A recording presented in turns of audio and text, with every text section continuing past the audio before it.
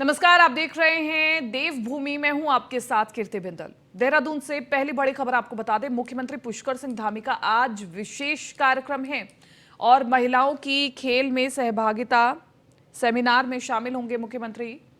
और दोपहर 12 बजे जोशीमठ को लेकर के समीक्षा बैठक करेंगे सीएम धामी।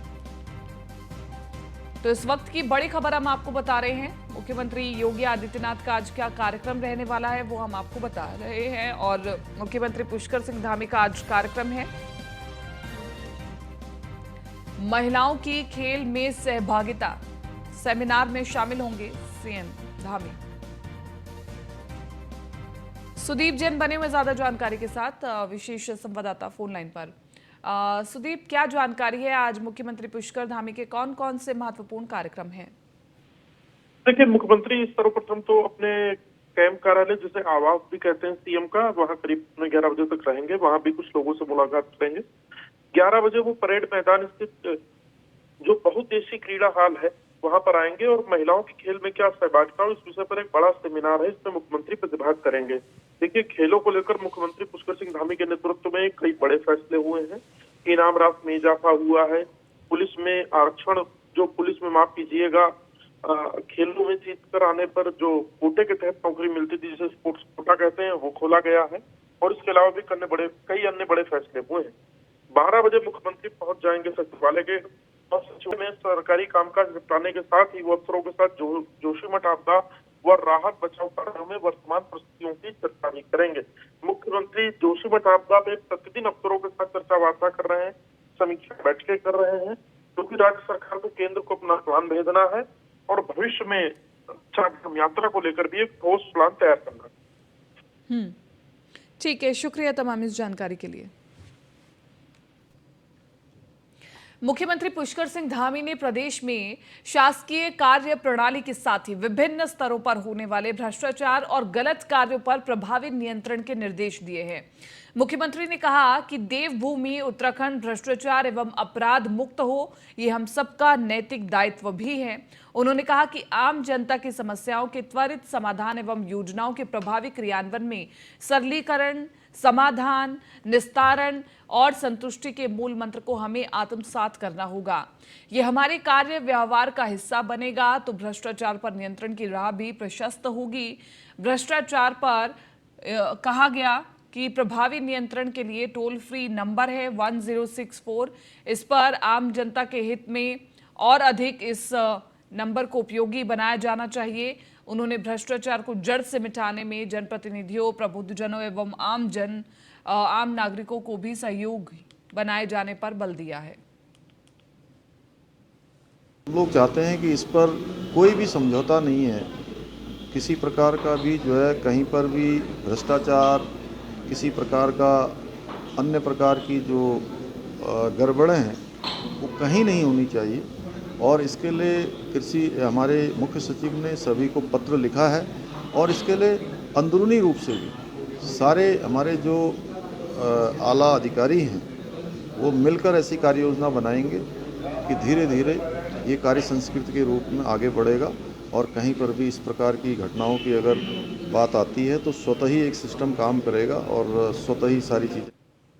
और देहरादून से अगली बड़ी खबर, हरीश रावत ने की सीएम पुष्कर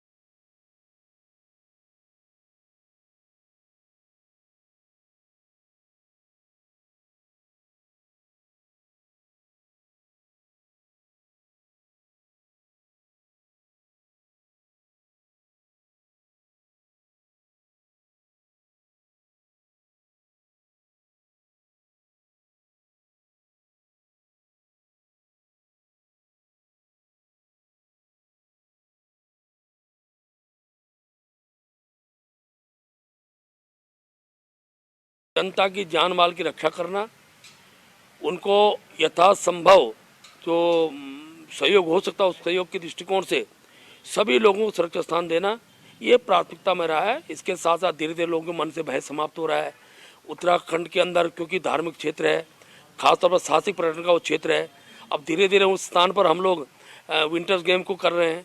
तो मुझे लगता है कांग्रेस के नेताओं को उस क्षेत्र के अंदर बढ़ रहे पर्यटन, तीर्थाटन, धार्मिक पर्यटन से कोई लेना देना नहीं है। और दुख इस बात का है कि जोशीमठ का मुद्दा कश्मीर में उठाया जा रहा है। अच्छा होता है राहुल गांधी जी अपने विषय को लेकर देश के प्रधानमंत्री से मिलते, प्रदेश के मुख्यमंत्री को सुझाव देते, लेकिन पूरी तरह एक राजनीतिक मुद्दा है। और मैं कह सकता हूं कि कम से कम धार्मिक क्षेत्र के विषय को राजनीतिक मुद्दा नहीं बनाना। देहरादून सचिवालय में आज आयुष होम्योपैथिक कैंप का आयोजन किया गया। इस कैंप में मुख्यमंत्री पुष्कर सिंह धामी ने भी शिरकत की। मुख्यमंत्री ने कहा कि होम्योपैथिक कैंप के माध्यम से आगे इस पद्धति का जरूर विस्तार होगा और लोग इसको अपनाएंगे। उत्तराखंड इस पद्धति का एक केंद्र बिंदु रहा है, यही से संपूर्ण देशों तक इसका विस्तार किया गया, इसलिए इस तरह के कैंप लगाना बहुत ही महत्वपूर्ण है। वहीं आयुष सचिव पंकज पांडे ने कहा कि सचिवालय में कार्य कर रहे कर्मचारी अपने कार्यों के चलते लगातार स्ट्रेस में दिखाई देते हैं, जिसको देखते हुए ये कैंप लगाए गए हैं। आयुष हमारी एक ऐसी पद्धति है जिसका अभी पिछले दिनों जब कोरोना महामारी आई थी तो जन जन ने, एक एक व्यक्ति ने पूरे संसार के अंदर इस पद्धति की महत्ता को, इसके महत्व को नज़दीक से जाना था। और इस प्रकार का जो आज कैंप हमारे सचिवालय में लगा है, निश्चित रूप से ये उसको विस्तारित करेगा, लोगों को और जागरूक करेगा। और ऐसी पद्धति जो हमारे जीवन पद्धति के साथ चलने वाली पद्धति है, जो जीवन की जीने की पद्धति है, उस पद्धति के साथ चलने वाली पद्धति को और विस्तार देगी और लोगों को जागरूक करेगी और लोगों को बताएगी, और लोग निश्चित रूप से इस पद्धति को अपनाकर अपने जीवन को स्वस्थ बनाने का काम करेंगे। उत्तराखंड चूँकि एक प्राकृतिक रूप से इस पद्धति का केंद्र बिंदु रहा है, आयुष का केंद्र अगर कहीं है तो उत्तराखंड है, इसलिए ये पद्धति हमारे इस उत्तराखंड से संपूर्ण जगत के अंदर जाती है, इसलिए यहाँ पर इसका इस प्रकार का कैंप लगना बहुत ही महत्वपूर्ण है।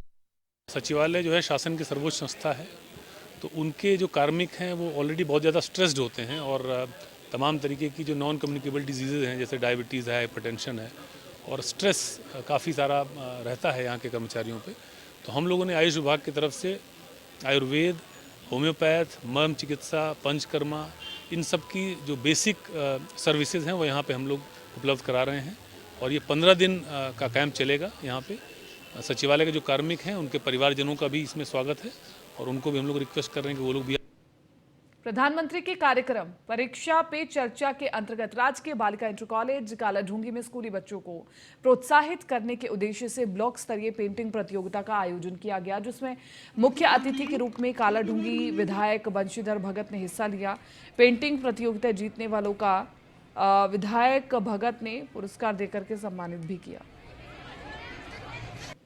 इस देश के क्रांतिकारी नेता सुभाष चंद्र बोस जी के जन्म दिवस पर माननीय प्रधानमंत्री जी ने एक बहुत बड़ा कदम उठाया है। शिक्षा पर चर्चा तो होगी 27 तारीख को। आज पेंटिंग का कार्यक्रम है। बच्चों के द्वारा जो पेंटिंग की गई है उस पेंटिंग को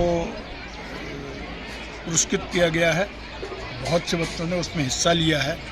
जो फर्स्ट सेकंड थर्ड आए उनको पुरस्कार मिला है और अन्य लोगों को 57 पुरस्कार मिला है। और बहुत अच्छा कार्यक्रम GGIC कालाढूंगी में हुआ है। उन्होंने बहुत अच्छे उत्साहजनक ढंग से इसमें भागीदारी की है। ये परीक्षा पर चर्चा कार्यक्रम हमारा चल रहा है।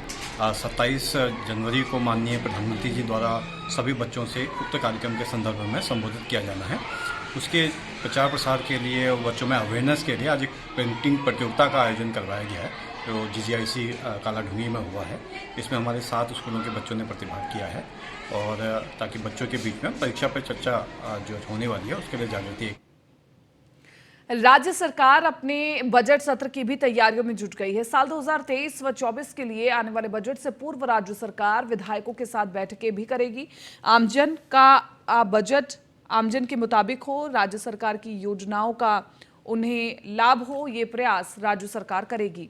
और कैबिनेट मंत्री प्रेमचंद अग्रवाल ने बताया कि विभागों ने अपनी तैयारियां भी शुरू कर दी हैं और अब मुख्यमंत्री के साथ मिलकर हितधारकों के साथ बैठक करते हुए जल्द ही बजट में चर्चा का आयोजन भी किया जाएगा।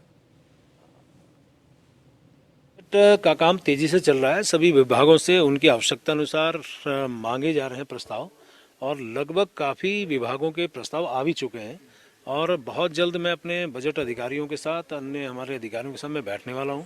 आप जानते हैं जिस प्रकार से पिछली बार बहुत सुंदर बजट हमारी सरकार के द्वारा दिया गया और अनेकों लोगों ने इसको सराहना भी की थी। और आपको फिर बता दूं, मैं इस बार फिर जैसा पिछली बार हम लोगों ने प्री बजट बैठकें की थी वो भी करेंगे ताकि जनता, हमारे जो स्टेक होल्डर्स हैं उनके साथ बैठें, उनसे संवाद करें, उनके तरह से बजट बने, जनता की सरकार जनता के बजट बनाए, उस तरह से हम लोग काम करेंगे। और बजट का काम अभी चल रहा है। जैसे ही हमारी ये सारी कवायद पूरी होंगी मैं उनके साथ फिर बैठने वाला हूँ। लोग फिर बैठेंगे, जनता के साथ बैठेंगे, वहाँ के स्टेक होल्डर्स के साथ बैठेंगे। आप जानते हैं पिछली बार कुमायूं में हम लोग नैनीताल में बैठे थे और गढ़वाल में हम देहरादून में बैठे थे और माननीय मुख्यमंत्री साथ थे दोनों कार्यक्रमों में, दोनों बैठकों में। इस बार भी हम बैठेंगे, माननीय मुख्यमंत्री से भी मैं चर्चा करूंगा। निश्चित रूप से अच्छा बजट हम फिर इस बार भी देने वाले हैं। कोशिश करेंगे कि जनता के जो उनका बजट बने, ये हम प्रयास।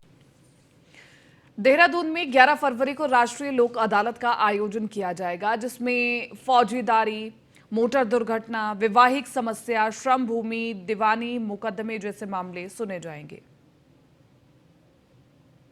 हमारे राष्ट्रीय विधिक सेवा प्राधिकरण के तत्वावधान में जो राष्ट्रीय लोक अदालतें आयोजित की जाती हैं उनके संबंध में प्रेस वार्ता के माध्यम से भी प्रचार प्रसार किया जाता है। तो आज की जो प्रेस वार्ता है, इसका मुख्य उद्देश्य जो है हमारा, वो 11 फरवरी 2023 को जो जनपद देहरादून के समस्त न्यायालयों में राष्ट्रीय लोक अदालत का आयोजन किया जा रहा है, उसके संबंध में ये प्रेस वार्ता रखी गई है। इस जो राष्ट्रीय लोक अदालत 11 फरवरी 2023 को आयोजित होगी, उसमें हमारे सिविल प्रकृति के वाद, फौजदारी प्रकृति के ऐसे वाद जो समनीय प्रकृति के हैं, वो उनके निस्तारण इस राष्ट्रीय लोक अदालत के माध्यम से किया जाएगा। देहरादून में जिलाधिकारी सोरिका ने अपने कार्यालय पर जनता दरबार लगाया, जिसमें मौके पर शिकायतें सुनी गई और उनका निस्तारण भी किया गया। सोमवार को लगे जनता दरबार में 73 शिकायतें मिली, जिसमें से कुछ का मौके पर ही निस्तारण हो गया। बाकी शिकायतों का अधिकारियों को निर्देश दे दिए गए हैं, जल्द ही उनका भी निवारण किया जाए। आई हैं और इनमें हमेशा की तरह बिजली, पानी, गूल, आपदा सभी से रिलेटेड शिकायतें हैं। निस्तारण हो जाता है, लेकिन जो एप्लीकेंट है वो संतुष्ट नहीं होता है तो दोबारा आते हैं। हमेशा 2 या 3 केसेस ऐसे होते हैं जो पहले निवारण हो गया लेकिन वो संतुष्ट नहीं है, तो फिर बता दिया जाता है कंसर्न डिपार्टमेंट्स को कि इसको एक बार दोबारा देख लें और कोशिश करें कि एप्लीकेंट भी संतुष्ट हो जाते हैं। लक्सर में बीते दिनों रायघटी गांव में हुई किसान की हत्या का पुलिस ने खुलासा कर दिया है। किसान की हत्या उसके दोस्त धर्मपाल ने मामूली कहासुनी में कर दी थी। पुलिस ने हत्या में प्रयुक्त कुल्हाड़ी और खून से लथपथ कपड़े भी बरामद कर लिए हैं। एक बंटवारे को लेकर जो बटाई का खेत दिया जाता है, उसके पैसे के बंटवारे को लेकर धर्मपाल और नरेंद्र में कहासुनी हो गई थी, जिस पर धर्मपाल द्वारा जो आवेश में आकर कुल्हाड़ी से वार कर दिया गया था, जिससे नरेंद्र की देर रात्रि मृत्यु हो गई थी। मुकदमा 302 में दर्ज कर लिया गया था और चूंकि घटना पर जानकारी करने पर इसका नाम पता चला था और इशू भी पता चला कि इस कारण सिंह का झगड़ा हुआ था, गाँव वालों से पता चला और इसकी जो भी कल देर रात इसकी गिरफ्तारी की गई है और इसमें अन्य 1-2 लोग के नाम भी परिजनों द्वारा लिखवाए गए थे, जिसकी विवेचना चल रही है। लेकिन मेन रूप से जो इसमें हत्या में आरोपी था उसकी गिरफ्तारी कर ली गई है। कन्नड़ लेखक और रिटायर्ड प्रोफेसर के एक भगवान एक बार फिर भगवान राम और माता सीता पर अपनी विवादित टिप्पणी को लेकर सुर्खियों में है।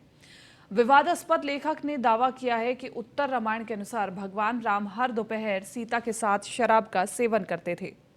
उन्होंने मंड्या में एक कार्यक्रम में बोलते हुए ये टिप्पणी की। ये पहली बार नहीं है जब प्रोफेसर भगवान ने विवाद खड़ा किया है।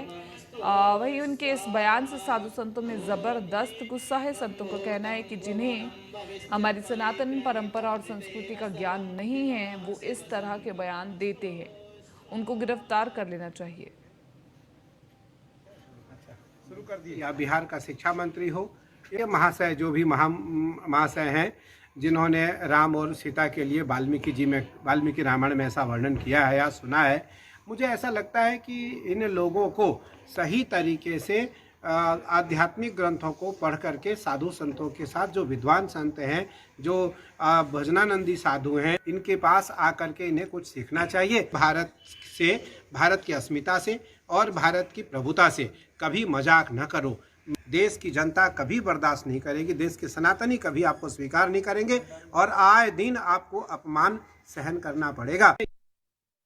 आजकल क्या है, एक बहुत बड़ा प्रचलन चल पड़ा है कि अपनी झूठी प्रशंसा के लिए, प्रसिद्धि होने के लिए लोग सनातन धर्म पे आघात कर रहे हैं और इसके पीछे बहुत बड़ा जो है षड्यंत्र चल रहा है और ऐसे भारत के सनातन धर्म को पे आघात करने का एक प्रचलन भी चल पड़ा है। हिंदू धर्म के ऊपर जिसका जो मन आ रहा है, कोई कभी रामचरितमानस के ऊपर प्रश्न उठा रहे हैं, कोई वेदों के ऊपर प्रश्न उठा रहे हैं, तो ये हिंदू धर्म की सरलता का और मधुरता का ये दुरुपयोग है।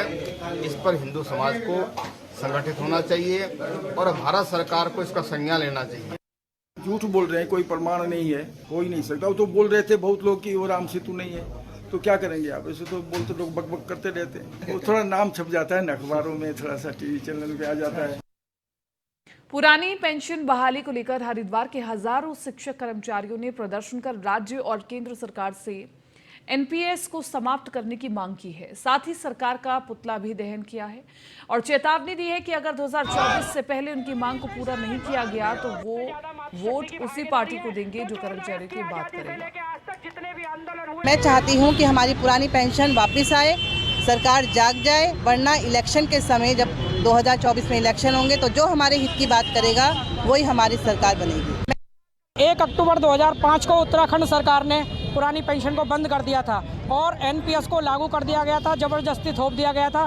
बुढ़ापे का सहारा थी पुरानी पेंशन। अभी एक शिक्षक साथी हमारे नारसन ब्लॉक में रिटायर हुए हैं, मात्र 550 रुपये पेंशन बन रही है। अभी 5 राज्यों में पुरानी पेंशन बहाल हो चुकी है, राजस्थान, छत्तीसगढ़, झारखंड, पंजाब और वर्तमान में ही मात्र हिमाचल के 2 लाख कर्मचारियों ने सरकार को बदलकर अपनी पुरानी पेंशन बहाल ले ली है, बहाल करा चुके हैं। आगे 2024 में लोकसभा का चुनाव है, जो कर्मचारियों के हित की बात करेगा वही देश पर राज करेगा। हम किसी सरकार के विरोधी नहीं है। फिलहाल देवभूमि में मेरे साथ इतना ही। आप बने रहिए न्यूज़ 1 इंडिया के साथ।